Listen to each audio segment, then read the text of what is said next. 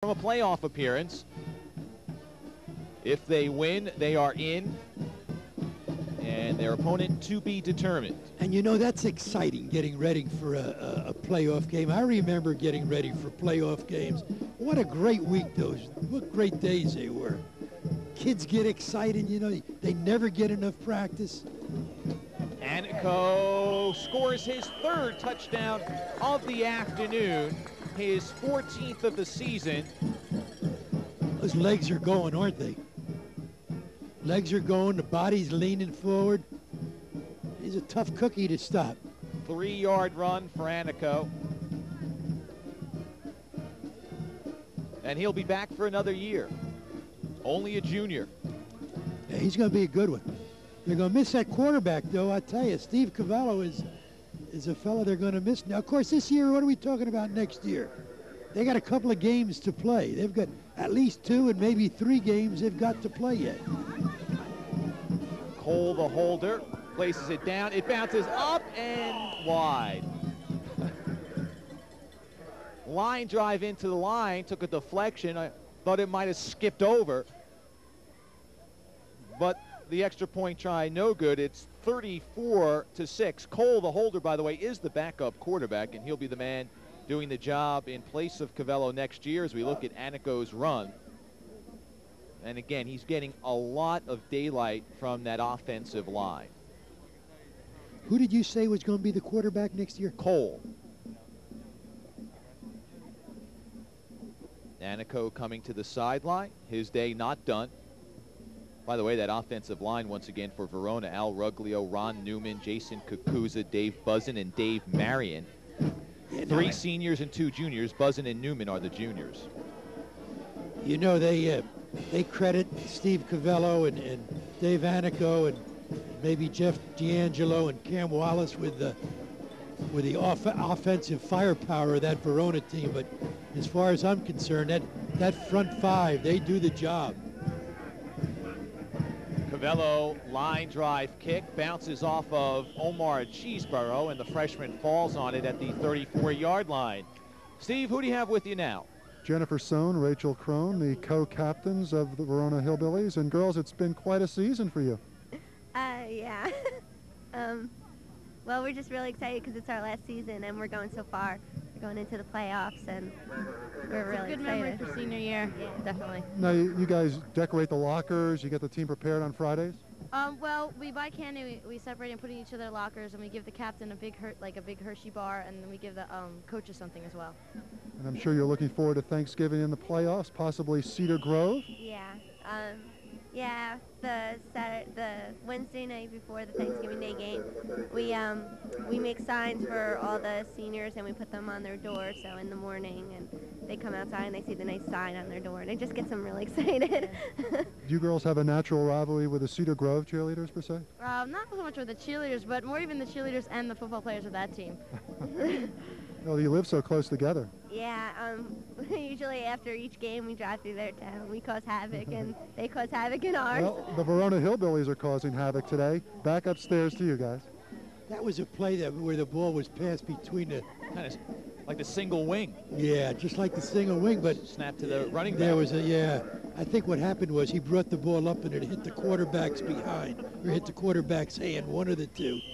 Loss on the play. By the way, the cheerleaders referred to the captains, the Verona captains, Dave Marion, Steve Cavallo, and Pat Ward. Rob Narucki, the game captain, but the 3 permanent captains, Marion, Cavallo, and Ward.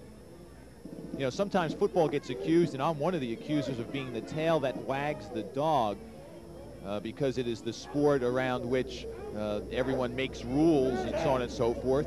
But when you think about the number of students that are affected by football success, you can see why it is so important. Theobald airing it out, incomplete for Ross. A lot of players, cheerleaders, band members involved. When you think of the number of students that are involved with a football program beyond just the players, you can see why football has the importance that it does. You know, when the football team is successful, for whatever reason, the entire atmosphere in the school is upbeat. Yeah, there are many principals and coaches who will tell you that. Yeah, there's no question about learning for whatever reason, seems to get a better shot when people are positive, and people are positive when the football team is being reasonably successful. And the program here at Verona, more than reasonably successful this year, historically more than reasonably successful, a very fine program. Theobald to punt.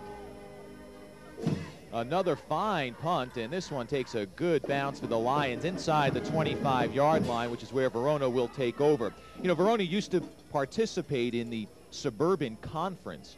Of course, that probably was the best small schools conference around. When you think about the schools that came out of that conference, they've now dispersed to other conferences. But I think about the coaches, Al Rotella at Verona, Teddy Monica at Madison, Howie Anderson at Summit, Frank Batone at New Providence.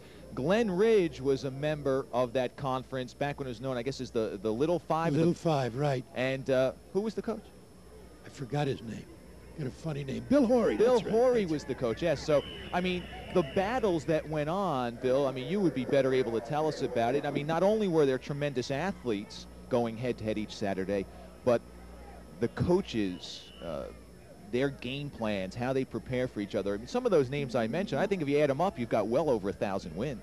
You know, I remember the last time we played Verona in the Suburban Conference. I coached the Glen Ridge team in 1959. And, you know, I still remember some of the players from Verona based on, you know, here, look at this good run. This is Naruki, and Naruki picks up 4. We won that game. They had a pretty good team. We also had a pretty good team. We won the conference that year, 1959, and then we got out of the conference the following year. We had already committed to another conference. But I remember some of those fellas. There was a fella, I remember a big end, went on to play some Division I football, I believe, a fella by the name of Pignatello. And then there was a running back by the name of Tony Misha, outstanding player, you know. And I remember setting up defenses to stop these people. Now, this is 1959, quite a few years ago, right? I can remember names back in 1959. I don't know what I had for breakfast this morning. Turnover on the play. Immaculate recovering the fumble. Steve Lauterhahn picking up the loose ball, and an exchange problem. And the ball comes free, and Lauterhahn falling on it. Little scramble there, and he comes up with the junior.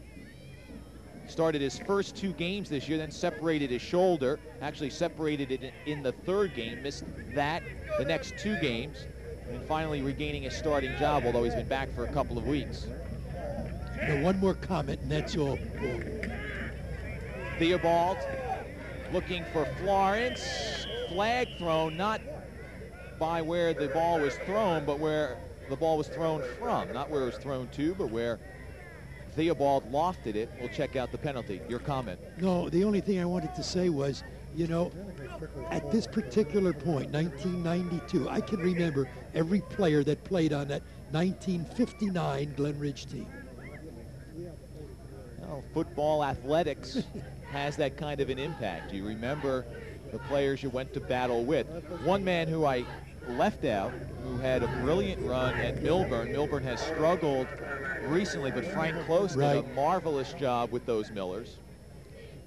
I remember the score of that game. We beat them, I believe it was 18-0. But at any rate, the Suburban Conference was an outstanding conference. Right. Holding penalty makes it 1st and 20. 8:10 remaining in the 4th quarter. Verona on top 34-6. Theobald avoids Ruglio and racing down the far sideline. He's got good speed, man. He's a baseball player, a catcher, so the quarterbacks are also nemesis on the baseball field from that catcher spot, Cavello and Theobald. One of the nice things about playing for a small school, I bet every kid on that Verona team and every kid on that Immaculate team is out for another sport. If not every kid, 90% of the Most kids. of them, yeah. Playing football, plays baseball.